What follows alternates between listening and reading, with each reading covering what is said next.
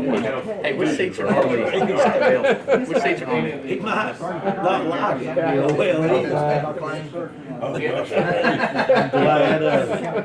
That's scary. I guess they don't have this one. No, thank you, sir. That's what Where are you gonna sit? I'm gonna have to I'm right over technical with my advice. So. iPad. right here with me. My Oh, iPad's gotcha. over. All right. You mean you can't turn your laptop on? Pretty much. I got an iPad and I am not I am not iPad savvy. Bring it over here for Lord, me. what good luck. Hurt me? Yeah. I wear it pretty much to keep me from doing reaching out real quick or. No, when you had your surgery, did you have to wear Oh, that? I wear that bionic elbow. Yeah, that you had to- Recap seems to take forever I too. know. Quick story. That game was on a Friday night. How's that? I had surgery on Monday.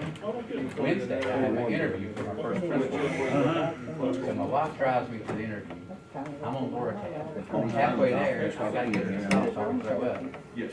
I get there and I do the interview. Something happened, sorry, move my chair out. Hit that window, knocked down the bed. Say, cut it off. I get there. Oh, I'm sorry. Probably green. Yeah. Saved off the clavicle. I don't like Loratab. Well, they do that too, they said, I don't do mine. Hello, Inger. This is just to keep me from doing something stupid. That doesn't keep me from doing anything It costs me stupid. more than that. Borrow two of them. You be quiet. I'm gonna borrow it if it's keeping you doing something stupid. It's a bicep tendon strain, but I've got to wait on an MRI now. It's not torn, it is still there. So that's good. No, well, depends on how severe it's torn. Waiting on them to call me to schedule it. They, I can't prove it. Not even a cartwheel.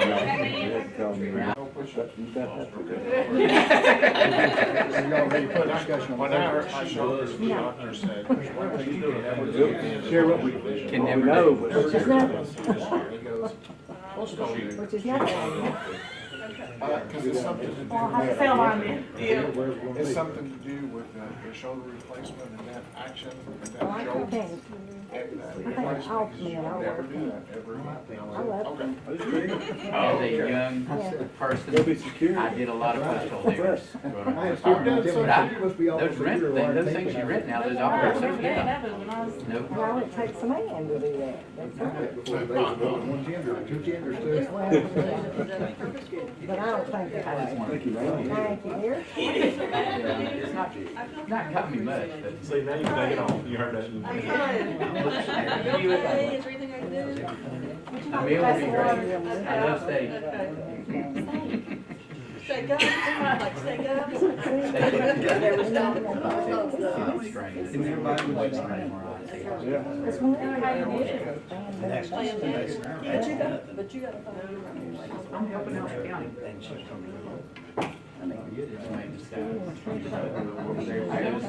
Well, these things right here. I help carry that. And I carried several of those to these up there too. Not myself. Pulling / dragging one of them type of steps. My arms really extended halfway up.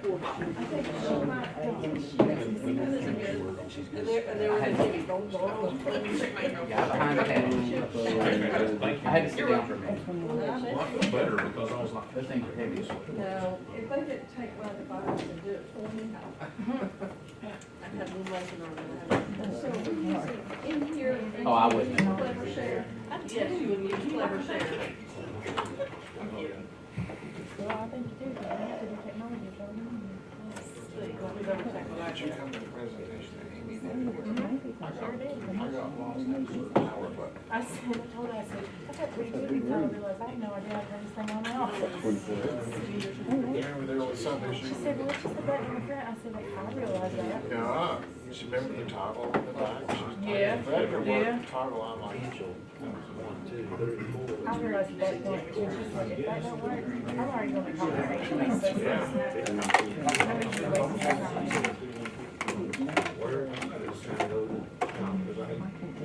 so, yeah, I totally forget now.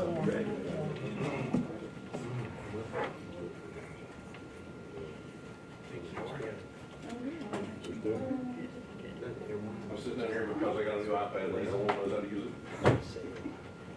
Sad. It is sad. Sad. You think all the difference is from life or mine? Got a text from Curtis, probably right after I talked to you Tuesday. Really? He was in Aloha. Somewhere around California or something? He was on his way from Hawaii to, yeah. No, I thought. How many do they get off? Sunday? Okay. I got something Sunday. So this is what my husband wanted to do for her hair. And I told him, I said, "Y'all off, and take off on these cruises that are 10 and 14." Right.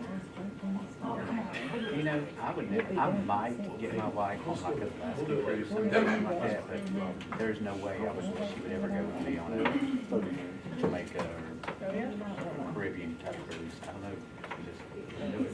Her too, she wasn't taking on too much.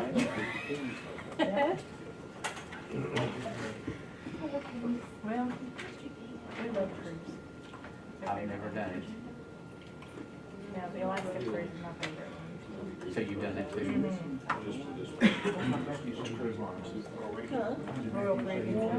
I don't know, I haven't, did somebody hear from him? I think I may. Edwin, you sure you haven't had it? I know I have. I know where the bank's at. Chuck heard from him. They think there's enough for dinner if you go swing in Florida. They love, they may not eat anything, but I think that's like just every dining room. They always just go there. It'll be close to the I went to. Not a big dessert. I enjoy the meat. We had one way, he'd bring us cookies and ice cream every night, and then he'd bring us a whole plate full of cookies to take back to the room. We never get any. We had cookies come every year. Oh, hello. How are you? Good. Douglas. Charles? Hey, buddy.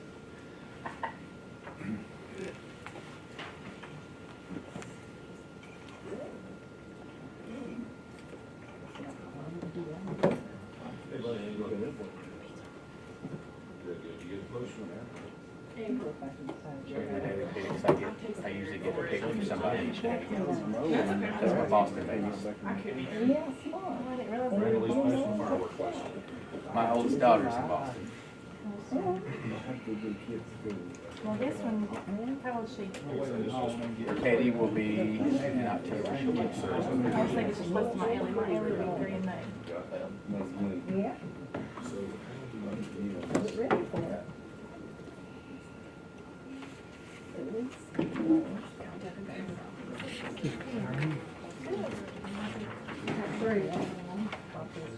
Thank you, ma'am.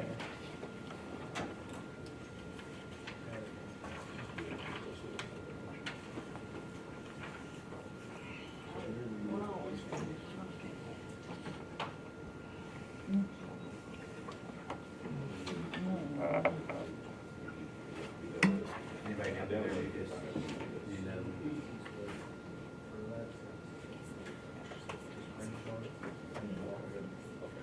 So there's no way to just. There's no way to just put that little.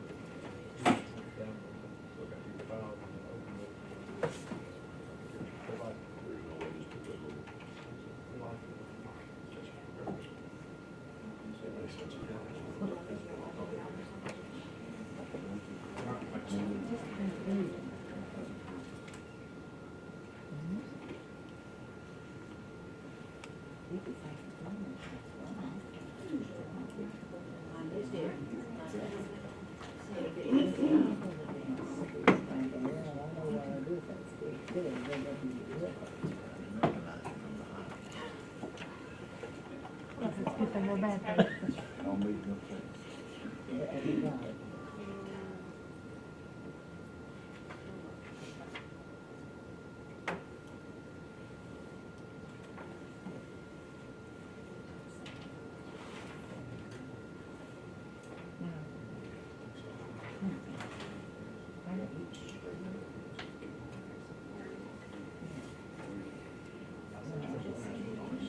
You can go and get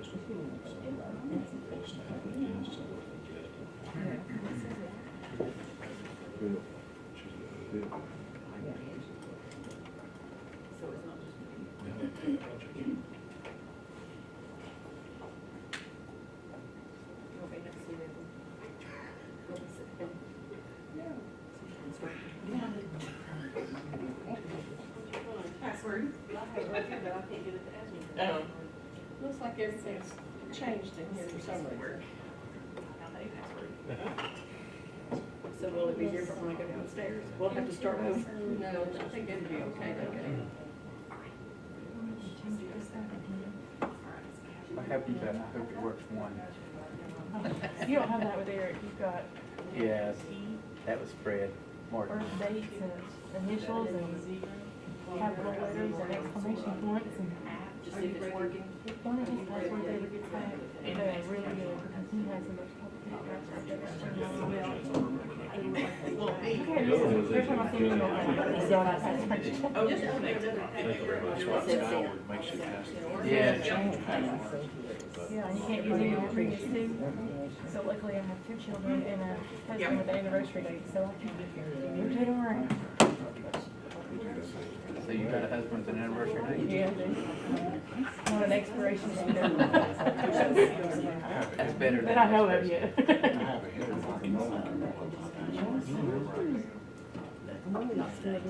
that document for Skyward, it says this student program makes you change the password. Yeah, I don't have them. Nice adjectives for Skyward stuff. Well, we don't even have cookies.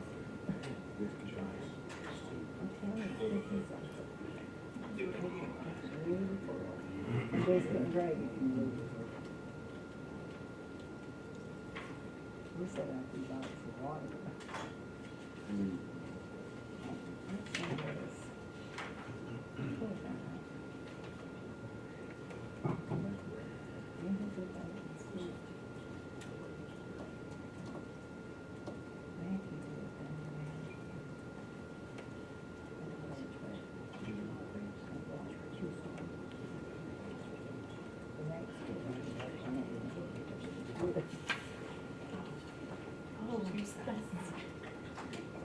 Oh.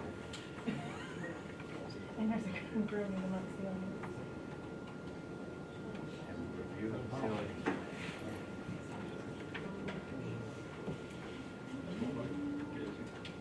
Throw your chairs over here, get on the lessons on.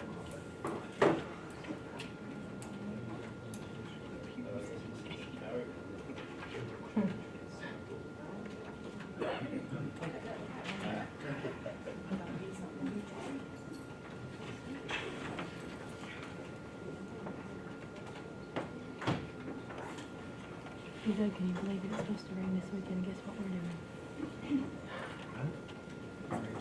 I know you campus one We'll call the meeting to order and Matthew will be here about 5 o'clock, so we'll go ahead and get started and catch Matthew up. All right. Good afternoon. Welcome, everyone. And appreciate you all being here. Thank you, lead team, for spending the afternoon with us as well. Welcome to Commissioner Crosswhite. Commissioner, what is your name, sir? Travel, I can get myself. Mr. I'm gonna give him Travel. a new nickname.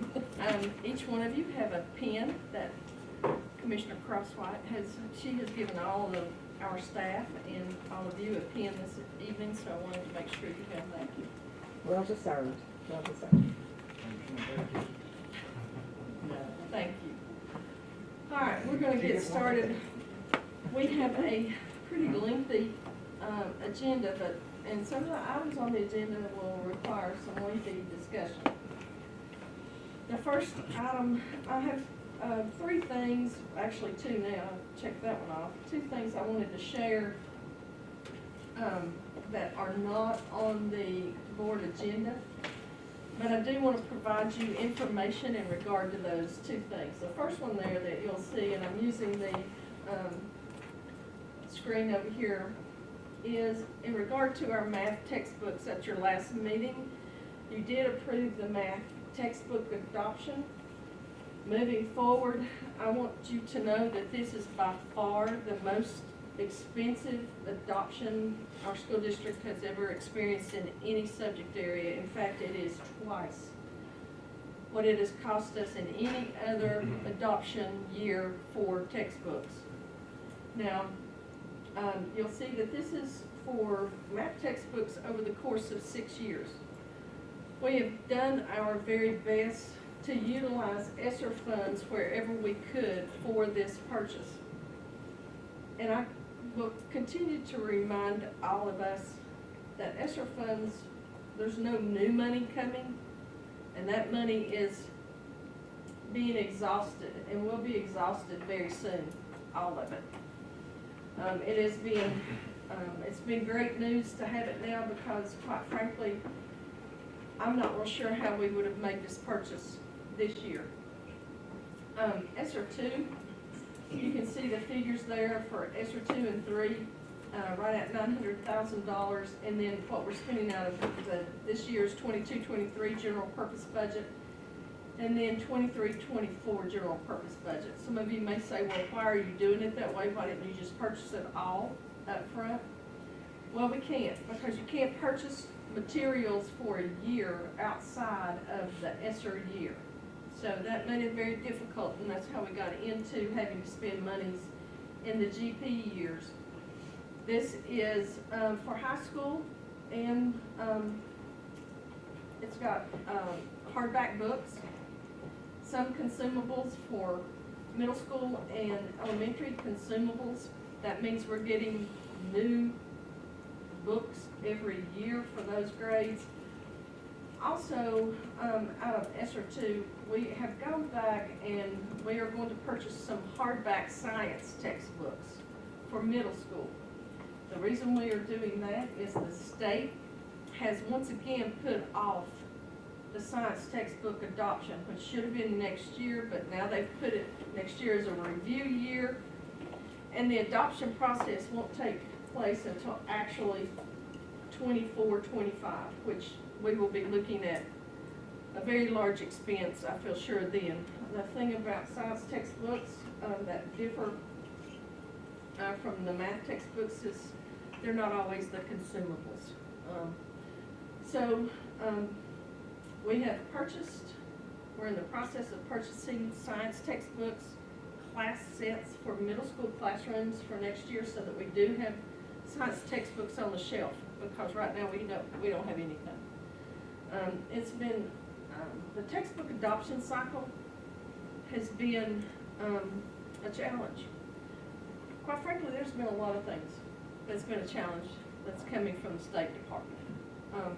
I don't look for that to change in the near future, but I did want to bring your attention to this number, because this figure of $1.5 million for math textbooks over the course of 6 years is quite staggering, to be honest. Any questions about math textbooks or the science text that I mentioned? When did you say that the science textbooks was put off to 24, 25? Mm-hmm. How much are we talking about on the science? If you said ESSER 2? We won't be able to use ESSER 2 for science textbook adoption, or ESSER 3. We may be able to use a portion of ESSER 3 for that first year of science adoption, but. No, I meant for the book we're buying this year. Oh, the books we're buying this year, we got by very cheap. It was $59,000. It was less than $60,000 for the classroom sets of science textbooks that we're buying. And that's coming out of ESSER. Yes, we took that out of ESSER 2. We've tried to maximize those dollars as best we could. And again, we were trying to provide some additional curricular materials there. And I said additional. Quite frankly, they don't have anything current on the shelves right now. All right. But the good news is our orders have been placed. Purchase orders have been put out there. We have training set for May 16th with the math textbook company reps here with our teachers. We should have teacher editions in their hands for that training on May 16th. That way they have those during the summer, and we think we will be ahead of the game. We hope we are. We feel like, you know, we've done a better job getting those taken care of. It took a while, but it finally happened. The next slide I'm going to show you is, this is a very important slide, and one that we need to really focus on for a few minutes. And these are the remaining projects that we have that we have talked about for ESSER. If you will recall, we had a list for roof and HVAC projects. We have had every roofing project come in, and we have signed those contracts. We were able to get all of those done. That's pretty exciting to think that we're gonna have roofs, and in some places new fascia, and so that's the good news. The bad news is, if you can see there, this is what remains of the HVAC projects that we have, that we have bid. These bids have just come in. The Bluff City HVAC, 1.5 million. Indian Springs HVAC, 2.4. Mary Hughes, right at 5.7. And we won't have the Rock Springs HVAC figures until mid-June. That bid opening doesn't open until then. I anticipate the Rock Springs HVAC to come in, I think, somewhere around 600,000. 700 would be the max there. But the issue here is the number of days that they are projecting that these jobs, these HVAC jobs will take. We will barely make the cutoff for Bluff City HVAC and Indian Springs HVAC. We cannot make the cutoff for Mary Hughes HVAC at 532 days. That is, and that was how I calculated it yesterday. So the conversation for today is that we are going to be okay moving ahead with Bluff City HVAC, Indian Springs HVAC, and I feel very confident that we'll be able to move ahead with Rock Springs HVAC. You can see that the two combined between Bluff City and Indian Springs is right at $4 million. Added to that, the Rock Springs project, that will still leave some dollars there for some additional projects, some that aren't as nearly as expensive. And we've got a laundry list that we can go through there, but we need to get the Rock Springs bid in first. So what this does is this completes and gets every project we had on our wish list, so to speak, for a roof or HVAC completed with one exception, and that is Mary Hughes. And Miller Perry was actually on the original list, which we removed earlier from the bid to save from that, to save the dollars from that, because we were beginning to see, quite frankly, the cost of these projects, the number of days, and we were anticipating Miller Perry was going to be somewhere between $3 and $4 million. So that being said, that gives you some insight there to what's going on with ESSER 3. And I'm going to revisit the Mary Hughes HVAC conversation here in just a little bit. And talk about that one in a different approach. But that one pretty much took itself off the list because of the number of days. Can you go ahead and sign the contracts, Lindsay, Yes. on the Bluff City and Indian Springs? Yes. So, moving forward, I'm going to go back now to our agenda for this evening. And the next thing will be the Henry Har property discussions. On the Henry Har, and Charlie, I see him now. Charlie has some hot off the press information, but what I want to say here is Henry Har property is on your agenda this evening, as it has been for the last 2 board meetings, and we've been gathering that information and having that survey completed. But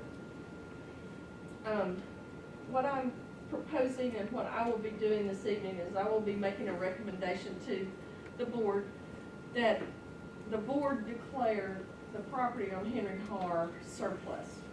With that being done, that will enable us to move forward with the advertisement and possible sale of that property as soon as possible. The sale would be advertised as follows, and it could be utilized, could be sold in 3 different parcels, one being the farmhouse and the garage, which is about 1 acre of property. The second option is we can sell the lot number 2, which is a vacant lot. approximately 1 acre. And option 3 is to sell lot 1 and 2 together. And I'll also recommend that we look at doing those via the internet sale, the same as we did with Colonial Heights Middle School. We can do that in-house, and I feel very confident with that.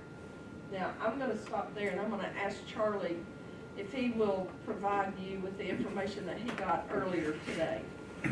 I met with the surveyor, came by my office today. His first plat, he had to redo it. I have the actual drawings. They have been sent to Nashville right now for approval. Kingsport Planning has approved it. He had to go back when it was sent the first time and had to make some easements along the creeks. That was a new rule by, I'm not gonna say TDEC, but TDEC had to approve it, and also the EPA on watershed and stuff like that. Both pieces of property do perk for septic system. They are approved for that. He had another sheet I didn't get, but I have a copy of the print right now. It has been sent to Nashville. Once it comes back with the big square, will have a lot of stamps and legal stuff in it. Then I will get it to, probably Mr. Jones will be the one that'll sign it as the owner, okay? And then once that happens, then it can proceed, and then you all can proceed with the sale. So he met with Amber Corbett again, and she's presented and sent it on for a final approval. So when it comes back, I have the print here if you want to look at it. Each lot, one is exactly 1 acre, and one's just a touch over acre because the way he had to readjust it. So actually it ended up just a tad larger than what we first drawn out when I met him over there. And it's got on here the markings of the creek easement and stuff like that. If you want to look at it after this, I'll be more than happy to go over it with you. I think it will be very important for us to advertise this as widely as possible, even more beyond our website. Bristol Kingsport newspaper, probably even put it out there for even the knowledge of the Realtors Association and those kinds of things. And I feel sure that Rick will make sure it will get lots of billing in the Kingsport Times News for us as well. But as I present that this evening, there may be other recommendations that you all want to make or discussions that you want to have at that time. But at least I wanted to put this out there and give you some forethought on what I plan to recommend as that comes up on the board agenda this evening. Be thinking whether or not you want any restrictions on it. It's up to you to make a motion on that if you want any type of restriction. I've had several calls on it, and they've asked questions. Some want it as bed and breakfast, and some want it just residential. I can't remember it. It seems like we did something other than do Colonial Heights Middle School's declaring a surplus. It didn't seem like we did that until the very last, wasn't it the very last that we declared it surplus because of the timelines? No, we declared it surplus before we sold it. I know, I mean, but was it before we did all the other legwork? It seemed like we're doing this a little on the early side. I could be mistaken. Well, everything is finished except for one thing from Nashville. Okay. That Charlie waited for. We would. No, I'm fine. I just don't want to get ourselves in a bind because I mean, if we don't get any bids, we have to redo something. So. And I anticipate us having some more meetings here in the near future. So And we it needs to probably happen. touch I base just- on I that just didn't want to- then. And it may not be, you may want to extend the auction itself to 5 days or 10 days, depending on what you want to set it up for. But it will take some advertising and get the word out. And the sooner we can tell people when it's going to be, even if it's going to be in July, you know, the sooner they can make preparations for it. Because a couple who talked to me talked about checking with the bank and making sure financing was in order and so forth. Now, once we declare it surplus, is it 90 days or is it 180? What is that time? No, there's no restriction on that. At one time we thought there was. Oh, okay. I guess that's where I'm That was confused. for personal property, I believe that. Okay. So there is no timeline. As far as I know, there's no timeline. Okay, good. Perfect. I might have that backwards, but I don't think it Well, that solves my question, because I was trying to figure, I didn't want us to get in a bind if there's no timeline, with no problem.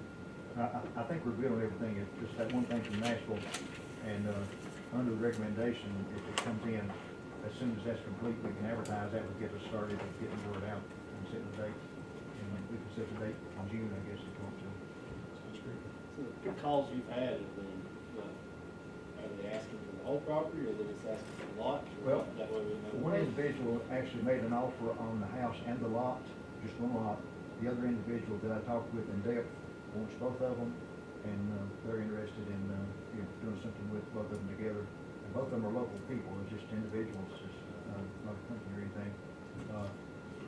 I've had calls on all three of those, and I'm not sure, Charlie, what kinds of calls have you had? I've had 2 or 3 calls of people inquiring about it. Some has asked how was it going to be sold, internet or sealed bid, and some has asked his interest in it, if they could go by and, I told them, one person at the time, we hadn't had it surveyed yet and the map's out, but I said, yeah, you're welcome to go by. I've had 3 or 4 calls of inquiries on it, yeah. I mean, we'll have to make the motion and make the decision when we do it, but what are some of the things we can do? Because are you gonna be able to say, you add lot 1 and lot 2 together, and if lot 1 and 2 together by itself is more, you go for the higher offer? Or how will we decide, but also how will we actually word that in our resolution or our? Well, if we offered just 3 options, we'd have to have 3 different bid sheets that would be out. Option Right. 1 being lot 1, option 2 being lot 2, and then option 3 would be to combine it. And normally, when they do it at a public auction and combine it, they add a 10% Right. to it before you can even start bidding. In other words, if somebody's already bid on 1 and 2, you add them together and add 10% before you bid on that. But most of the people will probably be interested in both of them together, because lot 2 is, the vacant lot is a really good lot. It's the one with the house on it. If people talk to me, want to do renovations on it, I don't know. I'm just more curious about the wording of what we're gonna say, because you're right, I've seen them, well, they put, option 1, option 2, and then add them both together plus 10, start from there. Right. But if we're gonna advertise all 3 at the same time, how will we word that? We'll have to figure a way out legally, Okay. making sure that Yeah. even if it says that, if you're bidding on all 3 of them, they would have to be 10% above the combined bid of those 2. We'll word it in such a way that they know that they've got to at least get. So will that be something that, how will we word that in our motion or whatever happens today? Because that's something we'll have to What discuss. she has on board here is probably the,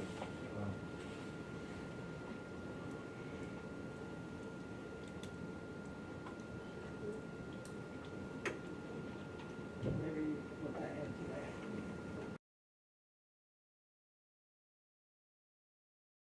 you can reword it or.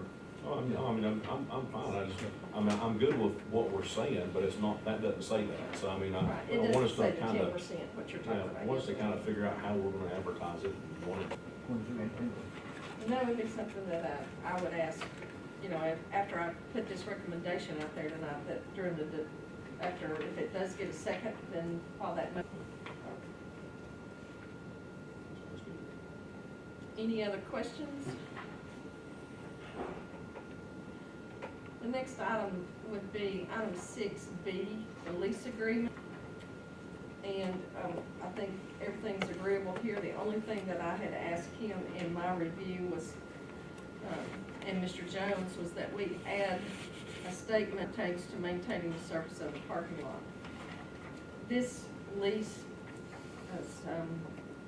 has been acceptable to the leadership of the church, but I would ask if any of you have any questions on this tonight. My recommendation will be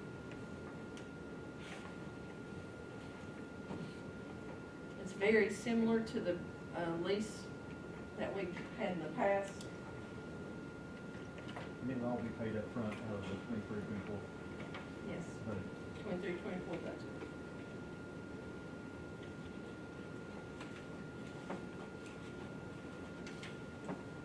Any questions? I'll be recommending approval there.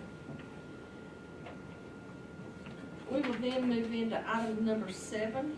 As you can see, as we get close to the end of the year, this is not unusual for us to have a multitude or several budget amendments. At this time, I'm going to ask Ingrid if she will walk us through items A, budget amendments, A. And if you all get to the point where you want to approve those individually or all together this evening, that'll be up to you, but Ingrid, at this time, if you want to take us through those. To your A through J, so tell me if I'm going in the wrong direction. The first one I have is the GPS amendments. I mean, it's a sheet with 5 different items on it. These are just cleanup amendments. I have to move the money, so everything is good. I now have A through J, so I'm good. Item number 2, which would be the item number 1, this is part of the Career Exploration Start grants. Item number 3 is just a movement within operation and plant budget. This is just to clear up that for the end of the year as well. It's not recognizing any new money, it's just moving it around in the line items that we need to make those projects happen.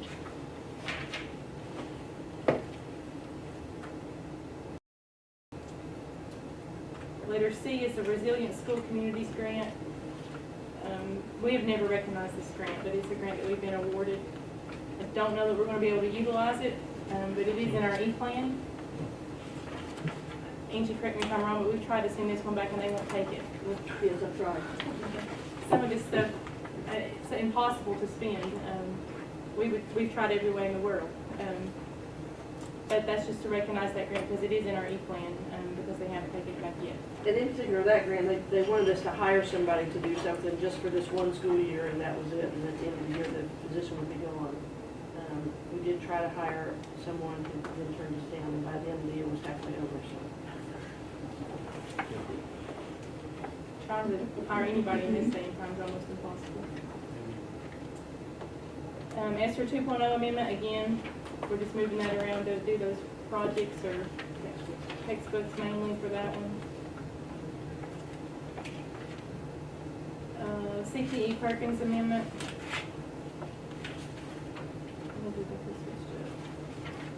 The Perkins Reserve amendment is just getting that grant where we can spend it at the end of the year. That's what all of these are basically. The ARP IDEA Part 2, that's again just moving that money for the end of the year. It's a grant that we had. CTE Perkins Basic Amendment, same thing. If we don't spend that money, we forfeit it. So we're just going to get it to where we can move it in the line items where we can spend it. ATSI grant is a grant that East Middle School had, and that's an amendment to that grant so that they can fulfill those duties. ARP Homeless 2.0, again, that's just an amendment to finish that up for the end of the year, and our homeless liaisons are using that money for their programs. And letter J is the consolidated application budget amendments. Those are consolidated admin, title, and IDEA budgets that we have. It's just cleaning up those from the year's activities to get them to where we can have them all in the black. None of this is any new money, it's existing money. Most of these, everything that she just went through is federal with the exception of the first one that she went through where we removed the first one and left the fourth. But everything else is federal, and there, again, it's just moving from one line to the other to make it more spendable. Do you have any questions there? All right, the next item on your agenda is item 7B, which is the 23-24 budget update. I wasn't sure I was going to have a budget update for you this evening, but I do have somewhat of a budget update. And what I'd like to do at this point is give you these documents. Pass those out. I need one. If I can have one back.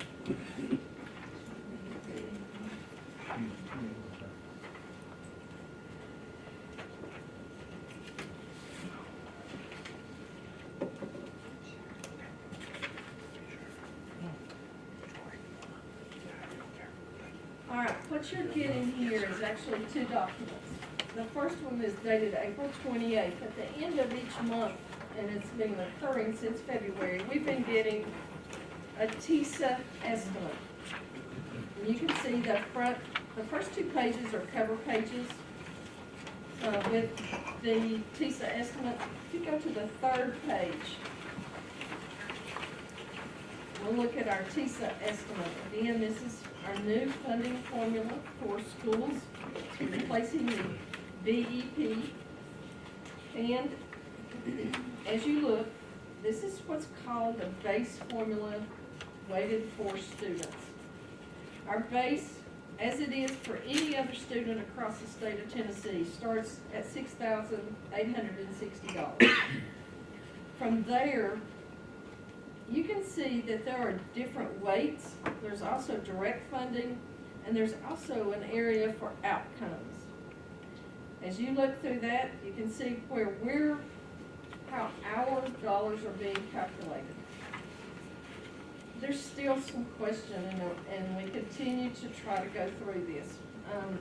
Sometimes the files, when we get them from the state, are not even, we're not even able to open them if and when we do get them. We're currently trying to get through and examine our CTE file. You can see down there under direct funding where you're getting X amount of dollars at $5,000 for a student enrolled in a CTE course. Now that funding piece will change next year, but for the first year, that's how it is for this year. You can also see under direct, we're gonna get $500 for each third grader, K through 3, which is about 2,400 students and what that equals to, and also fourth grade supports at $500 per student, and you can see that would be 429 students. So that's giving you some insight to how this is being calculated. We talked earlier about the unique learning needs, the ULNs. Those are special education students in the hierarchy there, those are funded. Also at the top under weights, economically disadvantaged, concentrated poverty, and small and sparse. Those all have lengthy definitions, and certainly could be an entire afternoon in itself going through this and how each one of these are calculated. But in the end, what you'll see is the funding of $72,217,249.03. Now that would be at a minimum.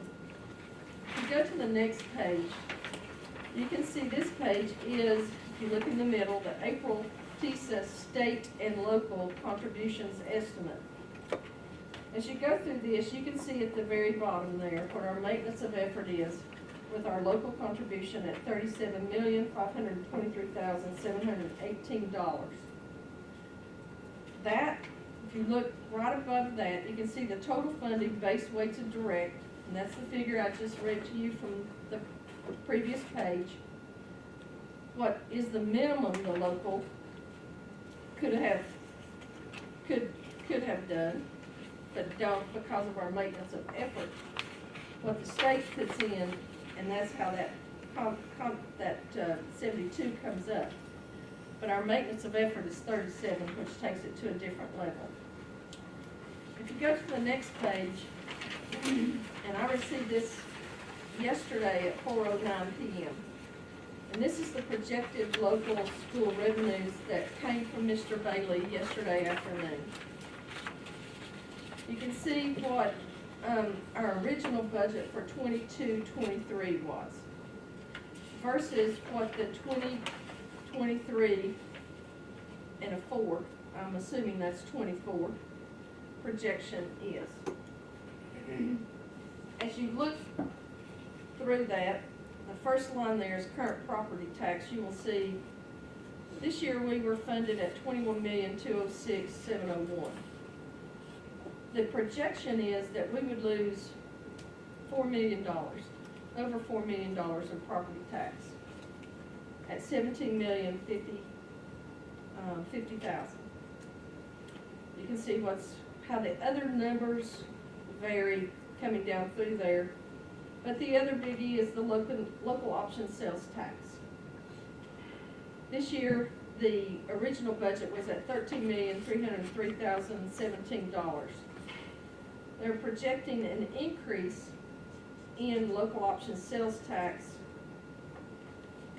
and moving that to $16,800,000.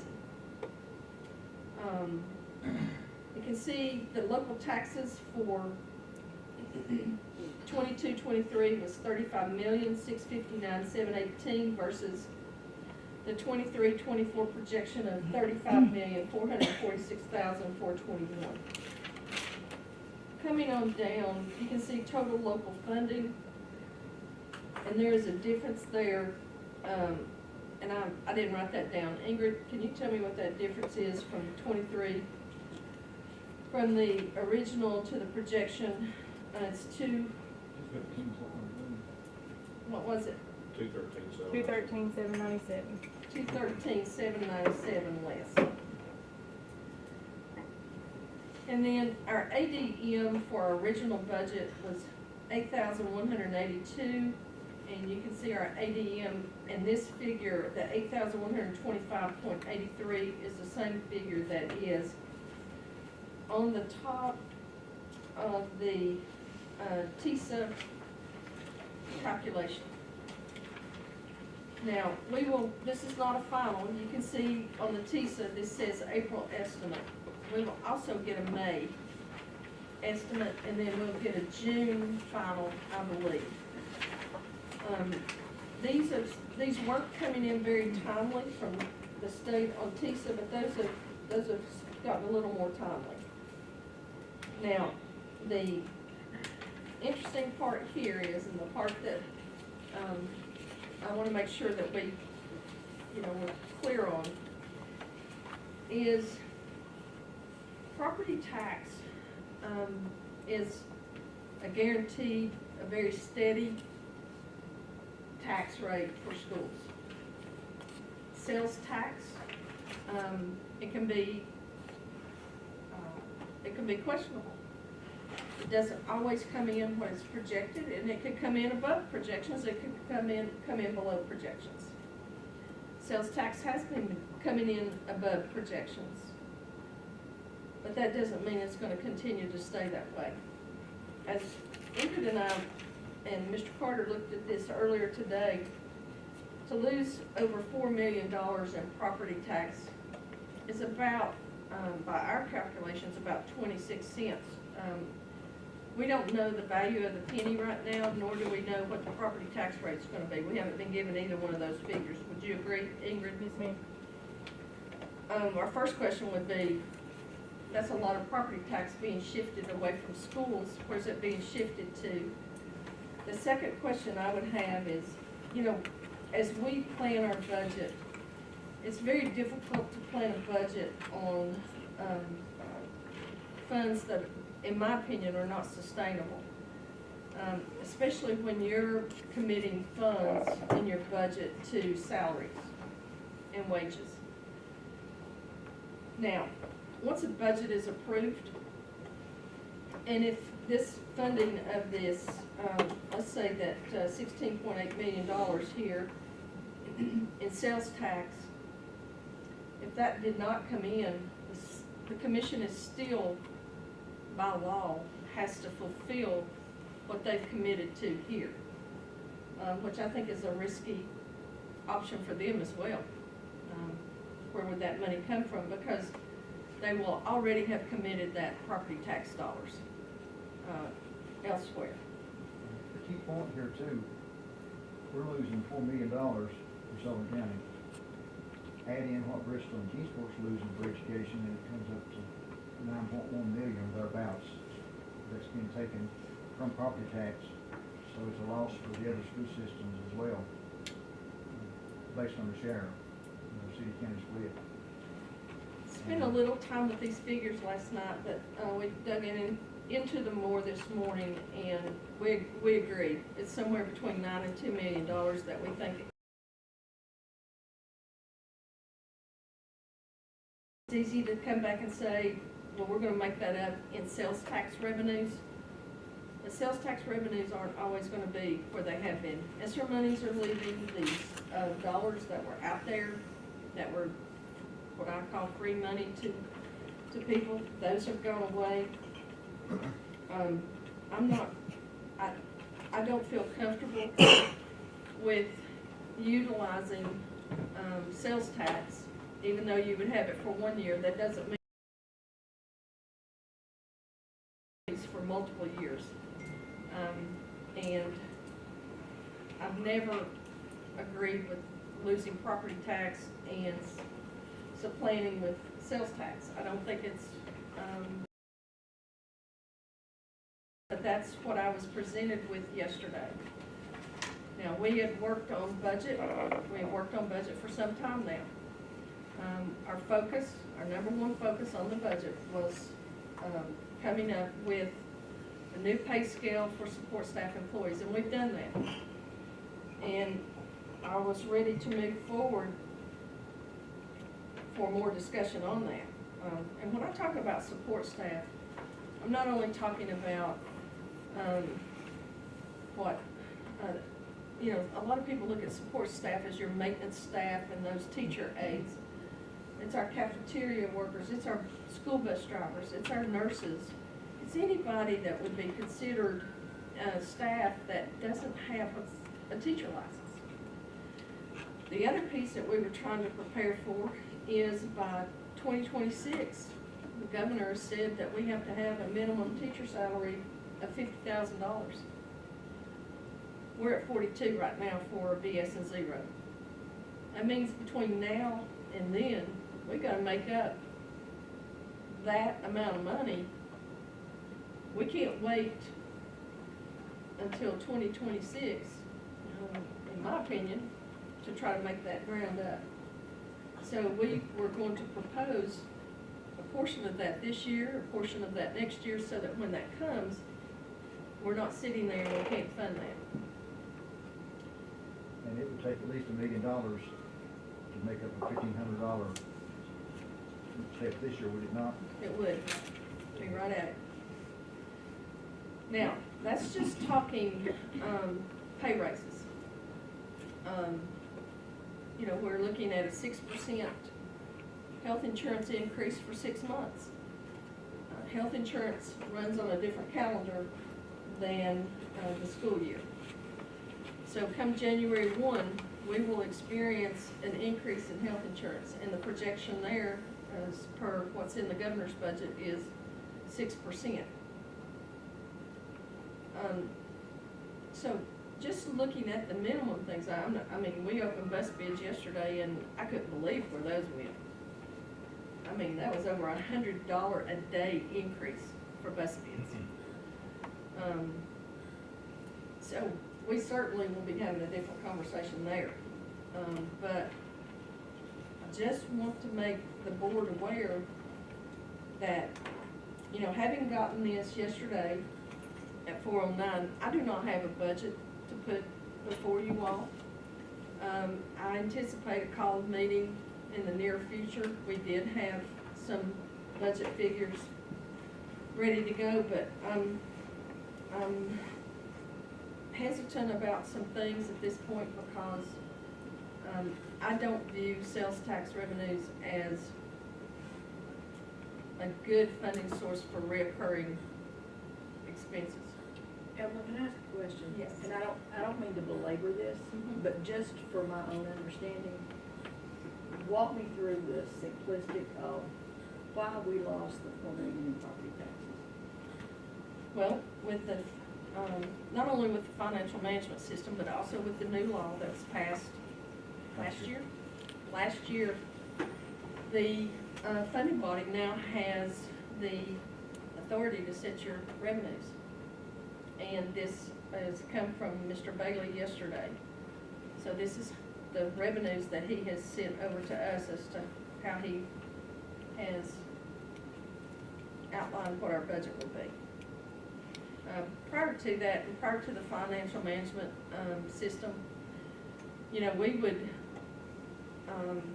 set our own revenues, which I thought were within reason, and then we would go to the budget committee and we would present that, and then it would be a discussion from there. We haven't been to the budget committee, and my understanding was they didn't meet yesterday either. So this piece of paper came to me yesterday in an email, and that is all I've got.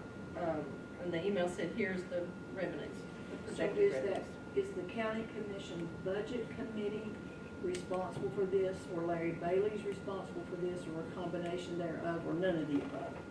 Well, the Financial Management Act says that the Budget Committee is the one who sets the revenue. But I don't think the Budget Committee has to set the revenue. I think Larry Bailey is the one who sent that to Evelyn. Now, I've not been to a Budget Committee meeting, but they didn't meet yesterday. So I don't think, Zane, you're not on budget, are you? I am. Did We you, didn't know. did y'all set it? No. But the Financial Management Act says that the Budget Committee sets the, We'll meet again next Wednesday. and, but it's already out with this year. But another point of interest is on the sales tax, state law says that education gets 50% of sales tax. I mean, that's not optional, that's not debatable. Now, the county commission can give us 100% of the sales tax if they wanted to. That is an option, but you can't go less than 50. So since the sales tax has been coming in high, they've looked at the maintenance of effort number, the 37,500 some thousand, I think, on that piece of report there. And they looked at that and said, sales tax is high, let's see what we've got sales tax now, and let's back it off of the property tax. And a year from now, we're gonna be in trouble, because if the sales taxes go down, then the county commission is gonna be faced with, where do we find that money to pay for that $4 million shortfall? Because it's happened years that passed, and a tax rate is the only thing that can happen. It sounds good now, but that $4 million, well, actually $9 million, it's $4 million for us, but 9.1 million or 9.6, depending on who you use. And I calculated a 22% tax decrease. How many this would be the second year in a row that they've taken money and Yes. shifted it that way. Right. And if you go back and look, and I did look at one of the budgets earlier today, we dropped on the property tax several $1 million over the last couple of years when you look at that. The other thing is, on that report there, it shows that the local fund, ADM is, per pupil funding is $4,589. Well, half of that is required by the state. I mean, sales tax is not a local option, and it comes from the state. So really, you should be taking the 17 million and dividing it by the 125, and that turns out to be a slightly over $2,000 that locally we're putting in. This makes it look like that it's coming, and we can't change the revenue. That's what the law says, that the Financial Management Committee is in charge of projecting the revenue. Under that law, are they meeting the timelines? Because I seem to recall that this should have come out quite a while ago. May 1st is the timeline, it's supposed to come out by May 1st. Okay. They just got the ADM last week, or 2 weeks ago, 2 or 3 weeks ago. Brendan, When they came out with the ADM. The board still has to vote to approve it. Correct. The board has to vote to approve it, but the board has to send a balanced budget to the county commission based on their revenue. And the only way they can do that now is to probably not give salary increases. It's the sad part about it. We gotta find some cuts in there, otherwise we're going to be coming back next year and facing a bigger problem if the sales taxes go down. The other thing I've noticed on the total local funding, there's an error. I feel pretty sure if you look back at the TISA local contribution last week, 37,523, and they've got 503. Right. So I do think that's an error, which will make a difference in that 4589. Not very much, but it is a difference. If you look at page, the local contribution page of the TISA estimate, and you look at the 37,523,718, and they have 37,503,718. Now, once we lose property tax for education, it's almost impossible for it to come back. Absolutely, and that's the other piece. You lose, It's almost gone forever. the property tax will be recommitted somewhere else. Right. And property tax, we know where that's headed. it's based on a 95% collection rate, I believe, almost 96 at one point, 95 point something. So it's secure. Sales tax is not playing the stock market. I mean, that's really what it comes down to. It's up and it's down. And it's up right now, and But this time next year, every state, every government, every education department, every state government will have to have those dollars spent. So all that money's gonna dry up, Yes. and everybody I know in the financial field feels like there'll be a huge downturn in the market. And Ingrid, I got a question. Are we still expecting 47.13, somewhere in that neighborhood for the city-county split? No, No. 42.7. Was it 42.7? Hold on, I've got it right here. Well, What am I you said Or we was didn't have it the value. 41.7? 42 point something. Okay. I Wait a guess second, I can 42.7 verify. is my calculation. 42.7? That's. Is that what it is, Ingrid? Hold on just a second. I'm sorry, sweetheart, okay. I thought you had said, I'm sorry.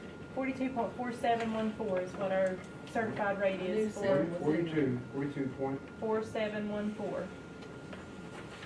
and you said we don't have the value of a penny. We do not have the value of a penny. I requested it, but I still don't Well, have last it. year it was 419, wasn't it? 419,000. The value of a penny? Mm-hmm. I Well, say could that not again. tell you Say that off the that top of again. my head. Right in a second, I'll tell you. But you're talking about our share of the whole. I'm thinking Well, what the. this is what the value of the penny is, period. But shouldn't it be available if we had that number? That number has nothing to do with the value of a penny. That number is based off of our attendance numbers.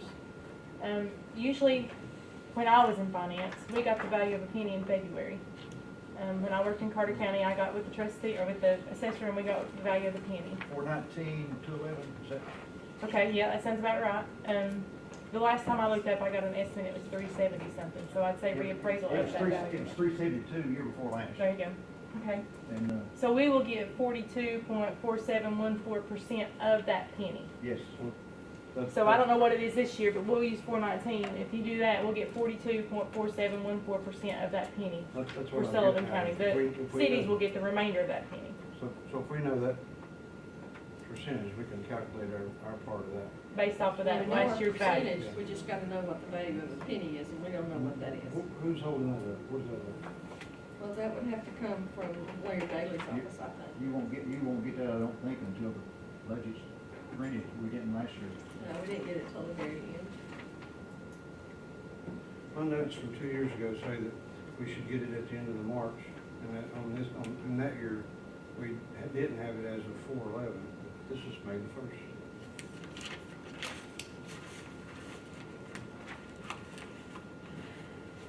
Do we use 6.1 fund balance this year to balance the budget, or is it closer to 7? 6.1. 6.1. So, And that's another thing, look, you know, I wanna make sure, fund balance seems to be, you know, the topic of discussion. But let's talk just a minute about fund balance. We use fund balance to balance the budget. This year we used 6.1, last year we used 8.9. So we really backed that off, and I felt like we were headed in the right direction. I don't know that, I think we're gonna be making a U-turn this year. But, you know, that money is tied up in that budget, in that current budget, until that audit is over. And then if we have to turn around and use money to balance our budget for 23, 24, you could have 14, 15 million tied up in two budgets that you can't touch. And, you know, we better have a fund balance. We have been very fortunate with this ESSER money, with roofs, those kinds of things. Prior to that, yes, we were having to use fund balance for those projects. We borrowed $1.5 million back in 2016 to put a roof on East High School. We currently have debt still that we're paying on out of course, out of our budget, but it's still debt that the school district took on to add on and renovate Ketron Elementary. Also to do an addition at Emmett, to do some renovation at Holston Elementary. And, you know, at our next meeting, we'll have that debt scheduled for you, because we need to revisit that so that you can see what we're having to do there. And that money was paid out of sales tax, and the school board, that's for my time, for everybody's time on this board. They voted to take sales tax and make that payment for a 15-year period, I believe, was it not? 15 years for Ketron? We don't have that debt paid off until 2027, correct? Yes, and Ingrid? That's right. That'll be our last year So of debt. that's about 2008, I think, is when that was passed, so it's Mhm. 17 years. I think so. Or 19 years. In addition to that, we've seen a significant increase in what we're having to pay for liability insurance, in the Board of Education budget. We've gone from paying $175,000 or $150,000 there to paying right at $600,000 now. And we don't get that figure till December. And, you know, we show up, you know, at a meeting in December, and the next thing we know, it's increased by 100,000 or whatever it is, and we've got to make do with that. But even a greater concern, and I keep going back because I'll be honest with you, I don't feel very comfortable with this at all. You know, we don't get a city-county split until, we're supposed to get it at the end of March. This year it was, you know, mid-April when we got it. But that's significant, and that's money that is taken from us and goes to Bristol and Kingsport. I wish we didn't. How much did we lose this year on city council split? Do you You remember? wanna share that figure, Ingrid? Sure. So we lost 0.7% in that split. Right. It would be a very sizable amount. I haven't gone to see what we have so far collected, and that sales tax number, we will have to lose in that as well. Currently, if I pulled sales tax right now, it'd be high, but that's not gonna be an accurate number, because when the trustee gets all that worked out, she's gonna adjust all of our revenues back to July the 1st. So I couldn't give you an exact figure on what we have right now, and I couldn't give you exactly what it would cost us till the end of the year. But it would be a sizable amount. That's 0.7%. That's right. Right. And it goes back to July 1. And if this budget here, if the same thing happens again next year, and if we're already close on money, we're looking at several $100,000 or $1 million or some nature that we're gonna lose. And It it's will nobody's really fault. tie the hands. Huh? It will really tie hands on being able to do Well, much of anything. the fund balance we like to use for capital projects, and that's one of the things on the agenda tonight, is to talk about the fund balance for capital projects. But if we are faced with this, we can't really commit to a capital project. The saddest thing to me about all of this is Sullivan County schools are as good as any in the state of Tennessee. But yet we can't pay our teachers, we can't pay our support staff, we can't give them what our sister systems are doing. And I mean, that just breaks my heart. It's just sad. We brag that we gave a raise last budget, but with inflation now, and especially with the price of 6% insurance, going up. there's actually a net loss in income. And that's not even to mention that the support staff haven't really benefited at all yet. But yet they come to school every day and work as hard as anybody else. So we make And progress. harder in some cases, because, and I'll say that, and you can verify this, having been in Sullivan County, having been in Bristol, being in Bristol many times, they would say, oh, we just don't have any money, we just don't have any money. And I want to say, you don't even know what not having money is. But teachers in Sullivan County are so creative, because they will come up and figure out a way to teach those kids no matter what, even though they might not have what somebody else has. So we're losing the advantage that we had for a very short period. On the plus side, the teacher equalization pay plan that we did 2 years ago was very positive, and we made a lot of progress there. We are about to go backwards if we lose this much property tax. And we were working on a teacher-only support staff equalization pay plan with surrounding school systems and city school systems included. And if we can implement that, we may have plenty of money, because we won't be able to find the people to actually do the work. That may be the problem. If we take a hit of $4 million in property tax, it's legal, but Doesn't make it right. doesn't mean right. And And the thing about it is, if we collect more in sales tax, it does not increase the maintenance of effort for the county. It does increase our fund balance, which we put right back into the school system, which,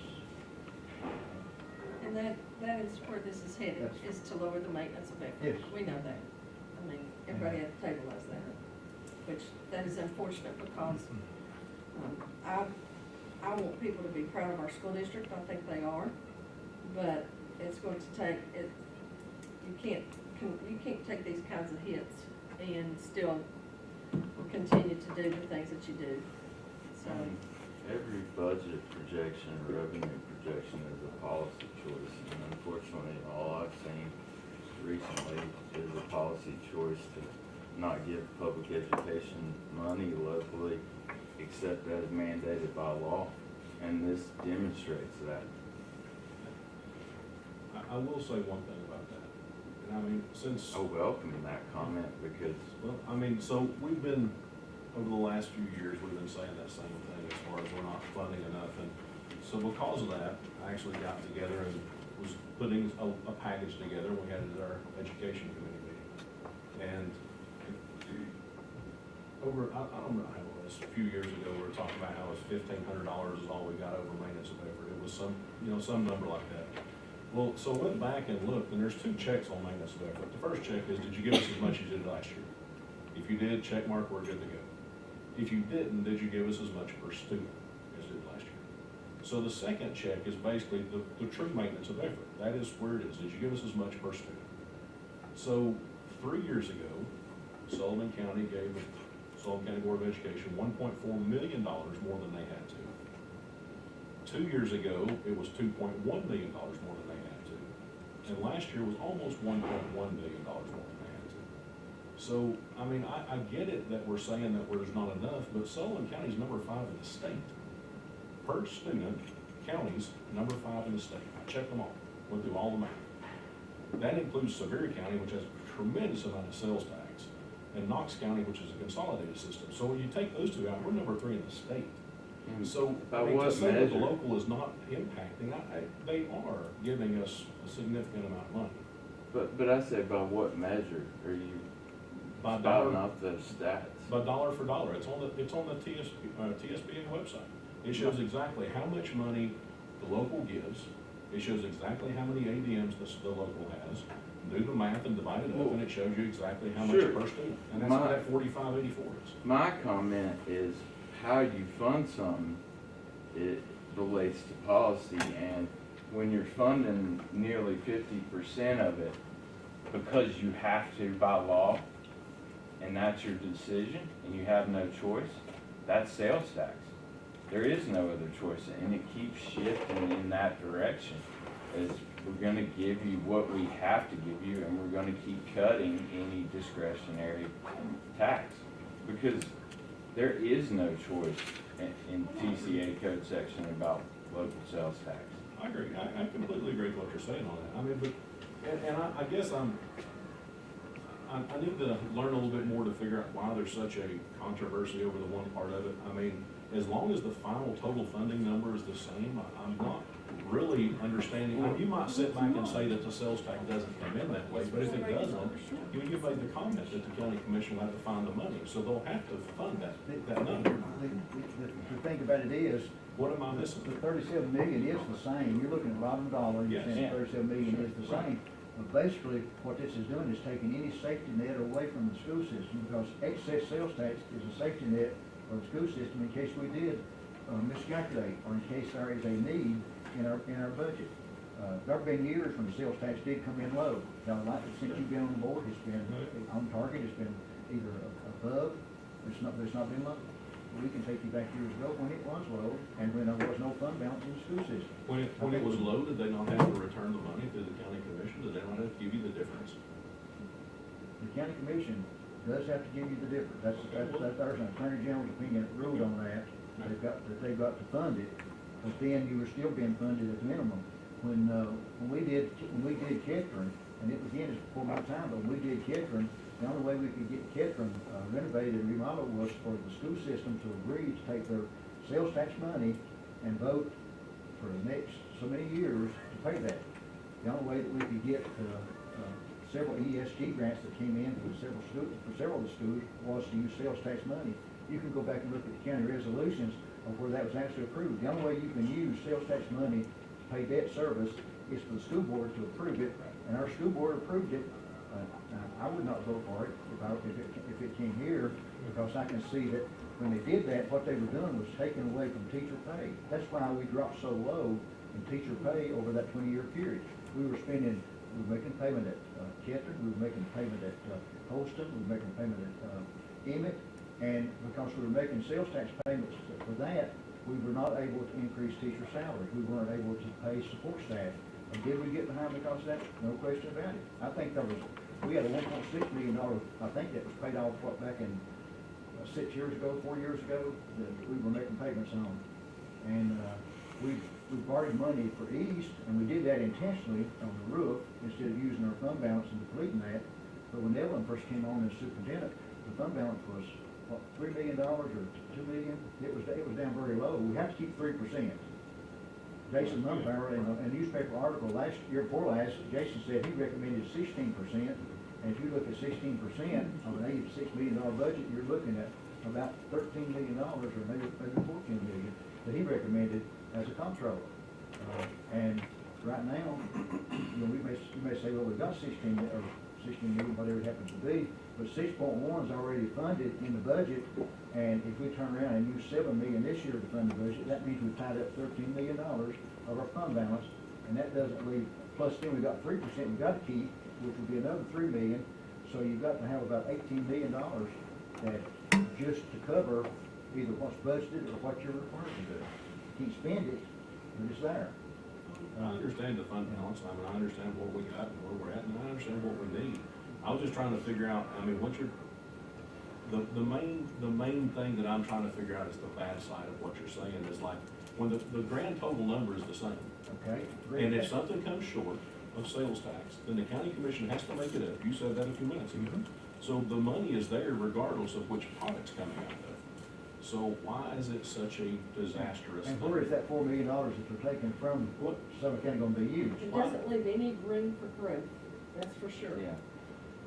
There's no room for growth there, which is exactly what I think part of this is about. They don't want us to have any growth there. But we need that, because when it comes this time next year, and we're having to deal with these city-county splits again, which it's gonna happen, and we don't have anything there for growth, we're going backwards. And I think this body has done a great job of having a fund balance.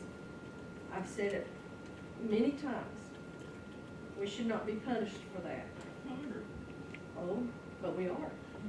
This is punishment. I agree with that. This is Well, punishment. okay. Can I remind everyone that the year that Randall came on the board, that we were borrowing money and paying interest, $35,000 to make payroll? And we'll be close to that next year.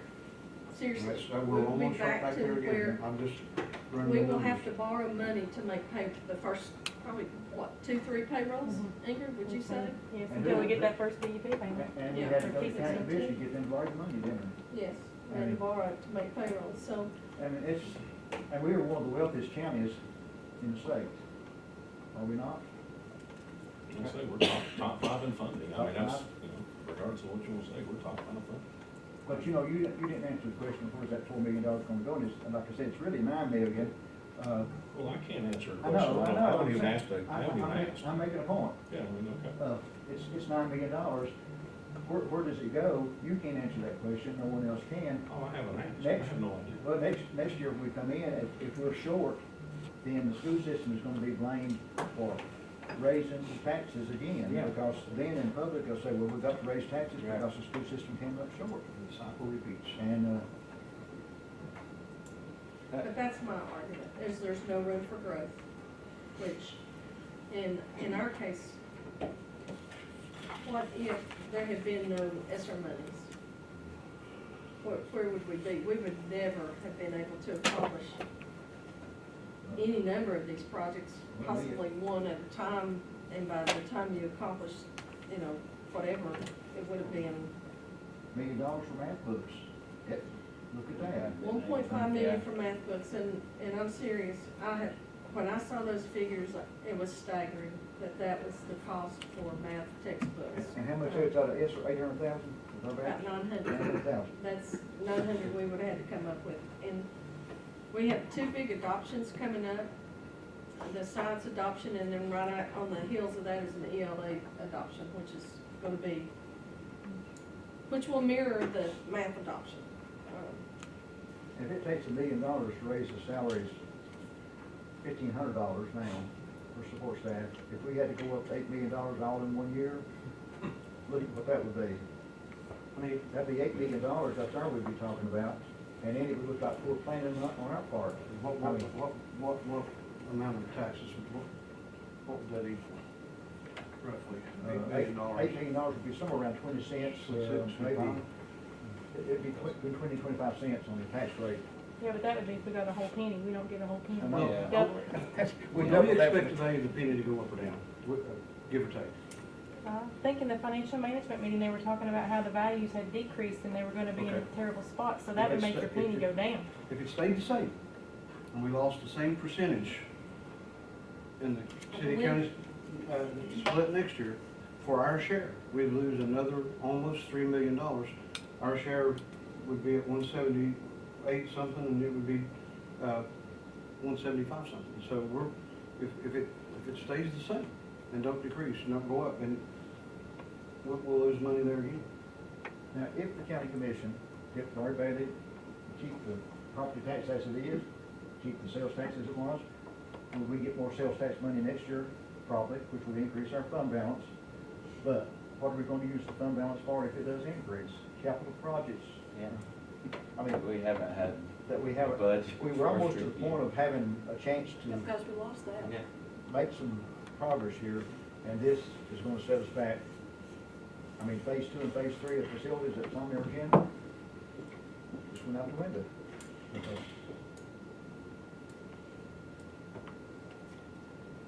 Do you want me to continue with that discussion on the facilities?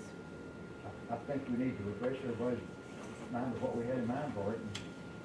I'm gonna come back to that. I'm gonna go right now to the innovative, I'm gonna skip 7D to the innovative school model grants. I wanna bring you up to speed on that again. These are state grants that are coming to us, and these were those CTE grants where each high school gets $1 million over the course of 4 years, and each middle school gets $500,000 over the course of 4 years. Of course, you all have approved our school model grants, and just to go over those, we are meeting with the architect next week. At Sullivan East High School, we're looking to add a showcase classroom to the main building where rows of lockers once existed. As you walk into the main foyer of East High School, it would actually be located to the right. All those lockers have already been removed. It's actually a really good location. That classroom will house the STEM and graphic design classes. There'll also be dollars there where we can purchase, we feel like, all the equipment or close to all the equipment that they're going to need to equip that class. At Westridge, we're looking to add a construction lab to the existing building, which will be located adjacent to the welding area. That will give us the opportunity to move that current construction lab out of the annex and closer to the current programs at Westridge. So that is the two high school proposals. The middle school proposals at Central Middle, some of you may be familiar with a weight room that's on the back side. It used to be an art room, it's been a weight room. There's a garage door there and a ramp, a concrete floor. It's ideal space to be converted into a STEM lab. The money's there to do the conversion will be, will not eat up all that money, but there will be lots of equipment purchased in that grant. At East Middle School, the porch on the front of the building will be enclosed. There will be some glass in there, but this will be enclosed. That area was already, is already sprinkled. And the architect feels very confident that we can get that done with their $500,000. And these have already been approved by the state, by the way, as well. And we will move the robotics program out there in that space, which will double the square footage that they have for their program, and then open up the square footage where they are and connect it to the current lab there, which will make those two labs a good size for East Middle. That's a really exciting project. Sullivan Heights Middle will be converting CTE space there to a STEM lab as well. So I wanted to just touch base on that and give you some information there. Additionally, these are not action items. The West Ridge driveway is not an action item on your agenda, but it's there. I just want to bring you up to speed where we are on this.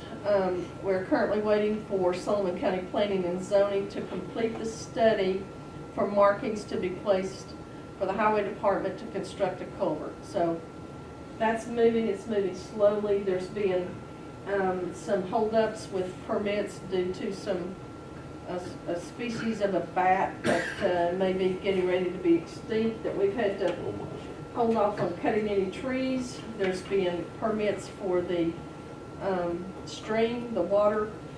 I've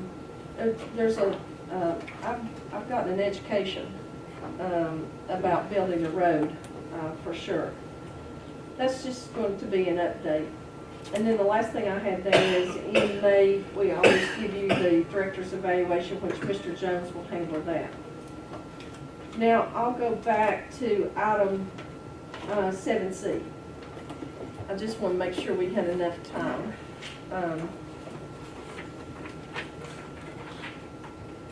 Item 7C, and I'm going to, Mr. Carter's going to help me if he'll pass these around. This is, Mr. Robinson, this is our facilities plan. Some of you were on the board then, some of you weren't, but this goes back, dates back to May 21st, 2015. And, you know, as I went back through this and started that review, there's been several things accomplished in this plan, and I feel really good about that. But there's still several things that need to be accomplished.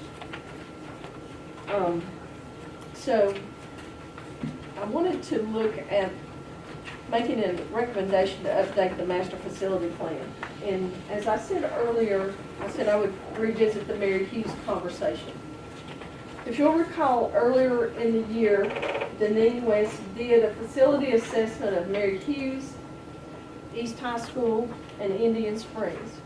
But when she did that facilities assessment, she was, her hands were tied because we said, we have $16 million in ESSER 3. We can't exceed that. So she came back with some recommendations with that in mind. And if you'll recall with what the recommendations she made, they were things that had to do with electrical, plumbing, not a whole lot of renovation, so to speak. So my recommendation with this agenda item will be that we utilize current ESSER funding to expand the earlier studies of Sullivan East High School, Indian Springs Elementary, and Mary Hughes Elementary for renovation. Our earlier studies, which occurred in September, were confined to ESSER funds, to available ESSER funds, which limited the scope of work. I recommend we continue with a renovation plan for each school that will lead to moving forward with a bond request from the Sullivan County Commission. Prior to getting to that point, we need to get the work completed on what those three buildings a renovation would be. I've had commissioners approach me, one in particular, about a renovation at East High School.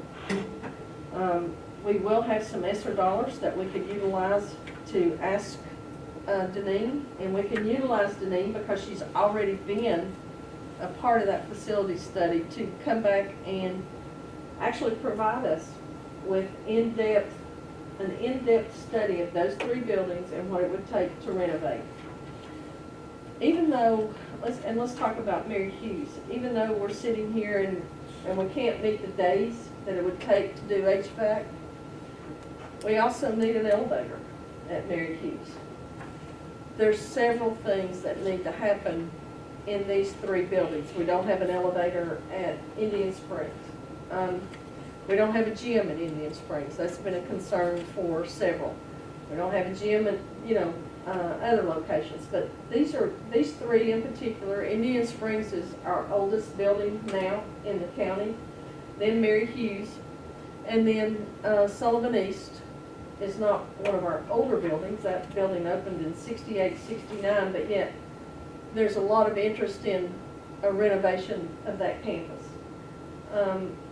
And a renovation of that campus still keeps that campus located near the middle school. It still keeps that campus within that 90-minute bus ride from the offset, which is a concern. And we've made a significant investment already in that property with adding turf to the football field. East has, through private donations, added turf on the baseball and softball. We, the board, when they did the turf on the football, they also refurbished the track. So we've added a greenhouse. So there has been significant improvements already made to that campus, but not to the extent that I think the interest of the community and others would like. So that's why this is on the agenda this evening. And it will be my recommendation that we move forward with a complete study of those three facilities. I'd like to add, and I don't know if it's something I can make an amendment later on or make anyway. Is there any other school besides Sullivan Elementary School that they have to transition from inside to outside to BOE? No, and that is something that is on this, we have it actually on the list after we, came to the conclusion we weren't going to be able to do that HVAC. Right. We have it on here. We're meeting with Deneen on Monday to have a conversation with her, and that's one of the things we're going to talk about is what, we're trying to get some estimates on what we could do with what's left of that 6.9 after we do those two projects. Okay. We'll have somewhere around $3 million. What are the things that could do, and that's on the list. Because at that campus, if they go to lockdown, they can't eat. That's really high on that list, to be honest. We know that that structure as it currently is will have to be removed and an entire section built there. And as we discussed it, we discussed brick all the way up with some small windows at the top. But I hope to get some feedback from her on Monday at 2. And because I'm all for improving our buildings. I think it's great. But of all the things we've talked about and all the things we looked at, the only school that I know, and that's a major safety concern. They have to transition in whatever weather, they're walking outside. Mm-hmm. And whatever happens, lockdowns, then they're stuck. If there's whatever building they're in, they're stuck. We don't have that anywhere else. So could we at least? Yes, as I said, it's on the list, point well taken. Okay. And it'll be discussed Monday. Okay. And getting her to give us some feedback on that and even possible plan. Our question to her is, this is our list, and that was, as I said, that's a priority. Okay. What can we accomplish? These three things here would just about complete the master facility plan that was developed back in 2015. Now, with changes, because it called for a new high school, but we've already invested money, as Stephen said, with the new roofs already, turf and all those things, so the complete renovation of the east would be in line. And it called for a new elementary school at Mary Hughes area. The Mary Hughes School is located in probably the best location it can be for the students. So either, I think we revised that in 2019 to say that it would either be a new school or a renovation of Mary Hughes. So, when we talk to her, we're gonna talk about, an addition, if needed, if the growth were to be there, that she would have that as an alternative to add to the renovation.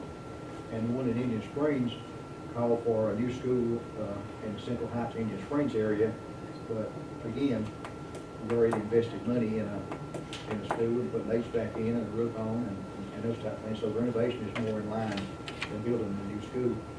Without the ESSER money, we never would have been where we are. But that would complete, that would require a bond issue from the county to do the major things. But that would complete everything other than general maintenance that we've identified. We have new roofs on almost every building, or at least in good shape according to Charlie over here, the ones that have not been replaced, and HVAC in all the buildings. Mr. Gentry wants to say something. Just make, this to me sounds great because potentially there's more renovation to be done down the road. It scares me a little bit that we're going to the county commission and asking for a bond rate, but I go back, I recollect a session that I sat in here and Jeff Young is here talking about the #1 roof problems at Mary Hughes, and I think that's going to be taken care of now. My recollection is the #1 HVAC problem was Mary Hughes. And I think we think about air conditioners and that kind of thing. I'm truly concerned about our boiler system as it is, heating us even another winter. So I don't know, that's concerning and disappointing, I guess, that we couldn't find the money to do that HVAC system there when it was really the #1. Well, it's actually not about the money, it's about the number of days. Getting complete, and that was concerned. That even Getting if that started. had been the only project Right. selected, they couldn't get it done in the number of days that we have left to get it done. But I truly am concerned about our boiler and the heat more than the HVAC. I mean, So the number of days actually eliminated the project for us. That's what, The money did not eliminate it. that was the disappointing piece.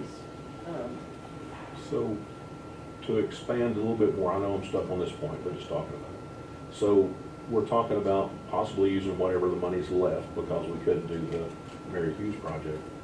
But how could we add it to the list of an expanded survey or expanded search? Because when we visited the school, we were talking about maybe relocating that into one of the areas of the gym and having to build a new gym on it, so it'd all be one building. But there's no way that's gonna happen with a $3 million project. But if we look at this as a possibility of putting it on the same list of looking at what could possibly be, and we, maybe it is $3 million. We certainly could add it to the And list. okay, so I can make that amendment or at least request that later on. What are you adding to the list? Just, Gym at well, just looking, just looking at Sullivan Elementary School to make sure we don't just restrict ourselves to only one option. We put on this list to expand the options, let Deneen really look and say, this is what it would be, instead of just us deciding, well, this is what we can afford. So if we're looking to do a bond issue, then We at had, least look at that. we had had the Put that on. conversation that there was the potential to move the cafeteria back into the main Right. building possibly, and then utilize that building with some additional construction to even have a gym that would be more. Keep it all in one be building. Made available to that community, which, she had said she thought that was doable. And this is not tied to ESSER funding other than ESSER funds are used for the actual architectural fees. Because there's no way that we have enough money Oh, no. to do any of that. But that's, so when they make the proposal, even if it's very huge, at that point, we're putting HVAC in, if it were a bond issue doing it, we wouldn't be limited to the number of days. Certainly, And, yeah. which is the handicap that we have now. Now, going back to Sullivan, we don't want to build a walkway and then turn around and say, well, we need to build a gym, and we don't, and tear the walkway down, so. Right, that's why I say I'd like to have it as far as looking at the entire study and just saying we're gonna spend whatever it is, even $1 million or whatever, to do this. Yeah, that's, and that then that later is, on be a problem. it is tied to a time frame though on money, isn't it? And I would just ask that, if there's a motion to approve this, Mhm. then, that would be added. Because this is a recommendation as it is right now. I don't know where it goes when I do that in the board meeting. Okay. So, Yeah, thank you. And it takes a resolution to do intent to fund and everything from county commission, if I remember right. So that's the process there. the only other thing I would add and we're about 6:05, is, on the agenda. At the very beginning, and I've lost my agenda, have yours, Cindy. Thank you. And communications to the board, director's comments, I'll have several, and we do have several, groups to recognize this evening. It's another good evening. You know, we've got, everything here tonight except our robotics students who just spent last weekend in Dallas, competing. But we're very fortunate, I don't know that everybody makes it because we still have lots of students competing in athletics. Lots of things going on at night right now with the end of the year. I was at, Mr. Carter and I have been on our Sullivan County tour, and I think today we did number 5. We have 10 left. But as we visited one school the other day, somebody said there's only 15 and a half days left, and I said, no, we got more than that. She said, no, 15 and a half days. I said, no, you can't be. And she actually got the calendar out, and we counted, and I went, oh, she's right. I can't believe, and so, you know, next week, we'll be looking at 10 days. You know, this year is coming to a very quick end, and I would just, I'd like to ask Mr. Carter if he'd like to say anything about our visits and, or anything that's going on right now. Just reinforces everything I thought, moving up here and coming to Sullivan County. The schools, the teachers, the students, the principals, everybody, so welcoming, going into the classroom, seeing all the hard work that's going on. It's so impressive. But overall, just the feel in the schools and how much of a family atmosphere it is. So really feel blessed. And I applaud our schools that we've been to, and I know those that are in our future, they've just been very kind, very gracious to spend their time with us as we walk through our staff. I think all of you would be very proud of what's going on out there and the way that, how receptive they are to Mr. Carter. And Mr. Carter even had one give him a phone number today and offered her son to help him move when he gets here in June, to carry things in and out. So I think things are going well there. But Mr. Jones, that concludes, I think at this point, unless you have anything else you want me to say. No. Okay, thank you. Director evaluation, this is Evelyn's final evaluation, due, I guess, to Mr. Hull, May the 18th. So if you'll take one of these, and Mr. Hull is having issues with his neck, so he won't be here tonight, but if you'll get this to him, he'll average those out, and then we'll in June, I guess. May the 18th. Give it to Kristen tonight. Okay. Give it to Christie, and she'll give it to Pat. And June the 8th will be our next meeting, 4:30 for work session, and 6:30 for the regular meeting. That's the first Thursday of the month, I think, isn't it? I'm sorry, I didn't hear the date. Thank you. Or second Thursday, rather. It's gonna be second Thursday. All right, let's talk about that June 8th. Yes. Is that okay? All right. And we may have a call meeting before then. I feel certain we will. Why are we not doing it on June the 1st? Pardon? Why would we not doing it June the 1st, the first Thursday? So we're doing the second Thursday instead. I'll be out of town for June 1st for something, but you all can do it. Oh, no, it's fine. I just have a conflict, so I'll have to miss that one. That's okay. Y'all can do it June 1st, that'd be fine. Is first okay with everybody? I mean, you're good. I mean, if it's me or you, I'd rather have the chair here, so that's okay. I didn't even think about what Thursday was, I just looked, I thought the 8th was the first Thursday of this month. Okay, leave it the 8th, and we have a call meeting, That's fine. but I'll be on vacation the week of the 29th. You go too? Sure. We do have an admin retreat 6th, 7th, and 8th. We finish there, you'll be able to, Be able to make it. yeah. We'll just be out of town And days. if you can't make it, Evan will drive you and we'll make sure that. Yeah, you'll be there early. I leave here with a reputation